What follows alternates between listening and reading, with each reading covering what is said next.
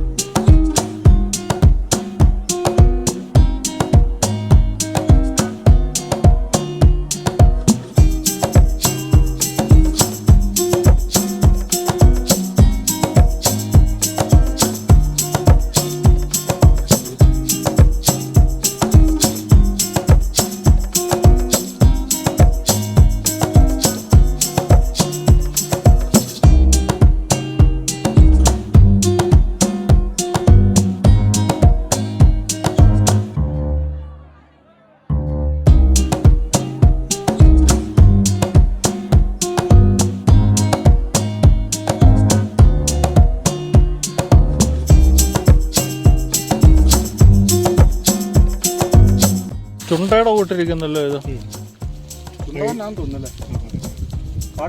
ഇത് അരിച്ചുണ്ട എന്ന് പറയുന്ന സാധനം. അരിച്ചുണ്ട ഈ അരിച്ചുണ്ടയുടെ ഒരു ഔഷധമായിരുന്നു. ഔഷധം എന്ന് പറഞ്ഞാൽ നമുക്ക് പല്ലുവേദനയൊക്കെ ഉണ്ടാവുകയാണെങ്കിൽ, പല്ലിന് ഭയങ്കര പല്ലുവേദന ഉണ്ടാകുമ്പോൾ ഇത് ഈ അരിച്ചുണ്ടയുടെ ഈ പഴം പറിച്ചിട്ട്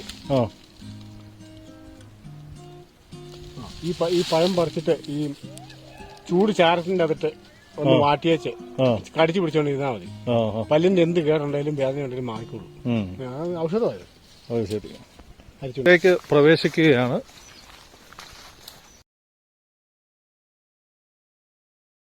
നമ്മൾ പരമാവധി സൈലന്റ് ആയിട്ട് കയറുകയാണ്, സൗണ്ട് ഉണ്ടാക്കാതെ.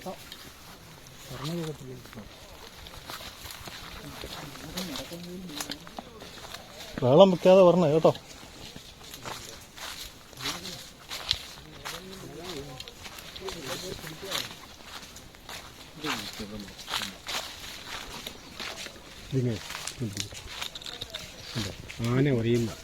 ആന ഒരയുന്നതാണ് ഇതിനകത്തല്ല. ഇത്ര ഹൈറ്റ് ഉണ്ട്. അതായത് മരത്തിൽ തൊലി പോയിരിക്കുന്നു. അതല്ലേ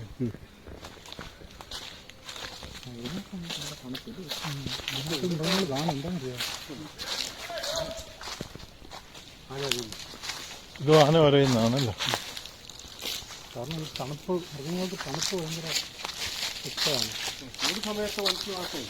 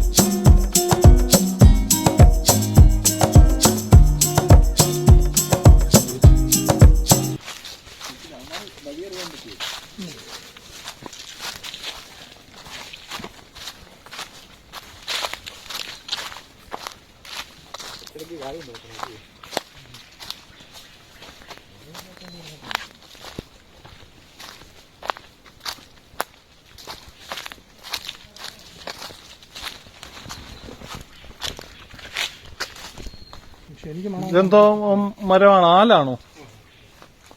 പ്രത്യേക ഷേപ്പിൽ നിൽക്കുന്നില്ലേ? അവിടെ ഒരു ഫോട്ടോ എടുക്കാം. നമ്മളെ കണ്ട് നമ്മൾ അങ്ങ് എടുക്കുക. ഇവിടെ തന്നെ എടുത്താൽ മതി. ഇവിടെ തന്നെ എടുക്കാം.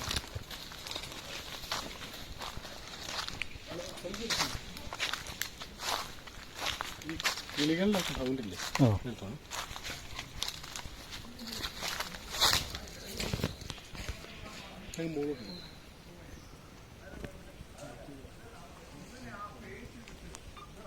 ഇത് ആൽമരമാണ്. ഇത് ആലാണല്ലേ? ആൽമരം എന്ന് പറഞ്ഞാൽ ഈ പ്രകൃതിയുടെ ഓക്സിജന്റെ കലവറയാണ് ഈ ആൽമരം. ആലാണല്ലോ ഏറ്റവും കൂടുതൽ ഓക്സിജൻ ഉത്പാദിപ്പിക്കുന്നത്.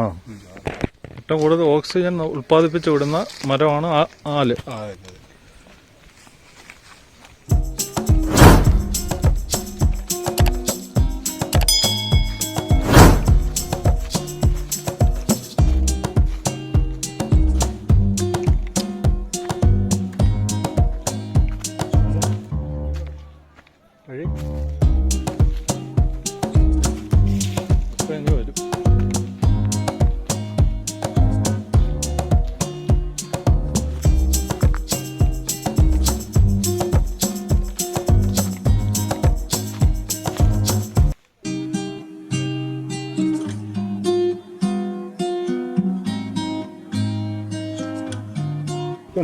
കാട്ടിലെ കാരക്ക അല്ലേ?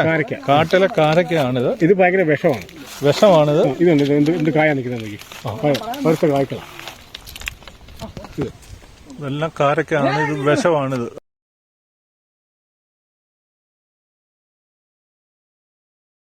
ഇത് നെല്ലിക്ക. ഇത് നെല്ലി ഇപ്പം സമയമല്ല, കായിടുന്ന സമയമല്ല. ഇതിന്റെ നമുക്ക് നല്ല വിശപ്പൊക്കെ ഉണ്ടെങ്കിലുണ്ടല്ലോ ഇതിന്റെ ഇല വറുത്ത് നമുക്ക് കഴിക്കാൻ പറ്റും. അയൺ സത്ത, അയൺ ടോണിക്ക. ഞാൻ കഴിച്ചു കാണിക്കാം. ഇത് കഴിച്ചാൽ നമ്മൾ വിശപ്പൊക്കെ മാറും. നല്ല ഔഷധ ഗുണമുള്ള ഒരു ഇലയാണിത്. ഇത് പേരയാണ്.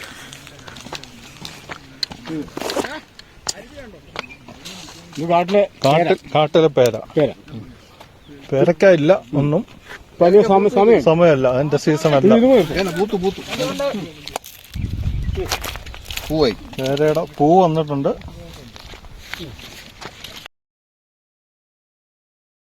പനയല്ല അല്ലേ? ഈ മരുഭൂമിയിലൊക്കെ കാണുന്ന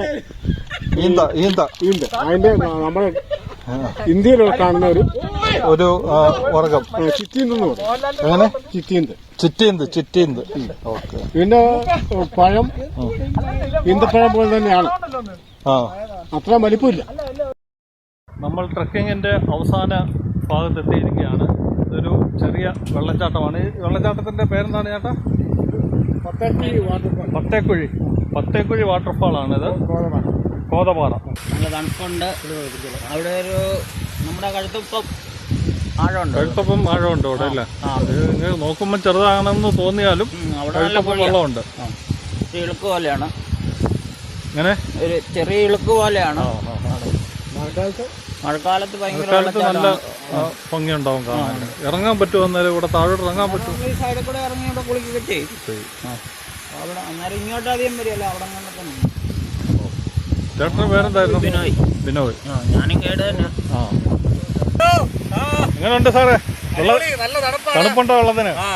പിന്നെ ഇത് കാട്ടിൽ നിന്ന് വരുന്ന ജലമാണെന്ന് തോന്നുന്നു. നല്ല അമൂല്യമായ നല്ല തണുപ്പും കാട്ടിൽ നിന്ന് വരുന്ന ജലമാണ്. ഇതിൽ കുളിച്ചു കഴിഞ്ഞാൽ നല്ല ഉന്മേഷം കിട്ടും. എല്ലാ ക്ഷീണവും മാറും.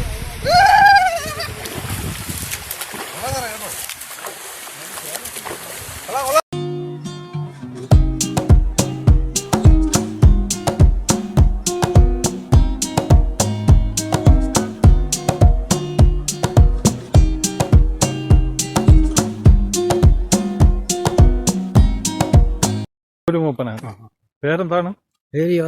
ജോസഫ്. വയസ്സായി. അത്രേ ഓർത്തെ. ഞാൻ ഓർക്കുന്ന കാലം തൊട്ട് ഇങ്ങനെയൊക്കെ. ശരി.